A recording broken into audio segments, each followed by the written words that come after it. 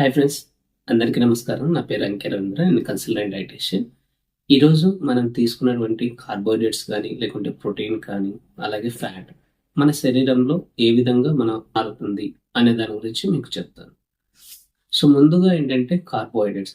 Carbohydrates మన blood స్ట్రీమ్లోకి గ్లూకోజ్గా release అవుతుంది. Next వచ్చేసి మన ప్రోటీన్ ఏమైనా తీసుకున్నప్పుడు ప్రోటీన్ అమినో యాసిడ్స్గా రిలీజ్ అవుతుంది. నెక్స్ట్ ఫ్యాట్ వచ్చేసి ఫ్యాటీ యాసిడ్స్ లాగా రిలీజ్ అవుతుంది. సో ఎప్పుడైతే మీరు కార్బోహైడ్రేట్స్ ఫుడ్ తీసుకున్నారో అది ఎక్కువ శాతం రిలీజ్ అయినప్పుడు గ్లూకోజ్ అంటే కార్బోహైడ్రేట్స్ వచ్చేసి గ్లూకోజ్గా బ్లడ్ స్ట్రీమ్లో రిలీజ్ అయ్యి మీ శరీరానికి ఉపయోగపడిన తర్వాత ఏదైతే ఎక్కువ ఉంటుందో గ్లూకోజ్ అది గ్లైకోజన్గా కన్వర్ట్ అయ్యి మన లివర్లో స్టోరేజ్ అవ్వడానికి అవకాశం ఉంటుంది.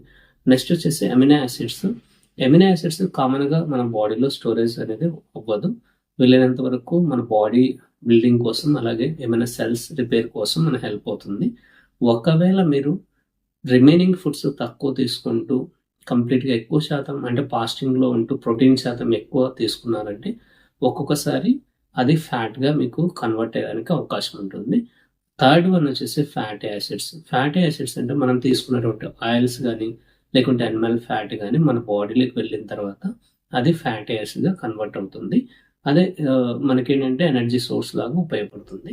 మనం శరీరానికి తగినంత తీసుకున్న తర్వాత మిగిలినటువంటి గ్లూకోజ్ వచ్చేసి గ్లైకోజన్గా కన్వర్ట్ అవుతుంది.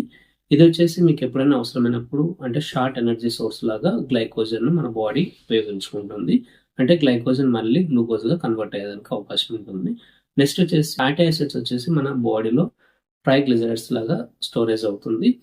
ఇది మనకు లాంగ్ ఎనర్జీ సోర్స్ లాగా హెల్ప్ అవుతుంది. సో మీరు తినేటువంటి ఫుడ్ కానీ ఏదైనా కూడా మన బాడీలో మెటబాలిజం ఎలా ఉంటుందంటే మీరు తినేటువంటి బ్యాలెన్స్డ్ డైట్ మీద ఎక్కువ శాతం డిపెండ్ అయి ఉంటుంది అనమాట.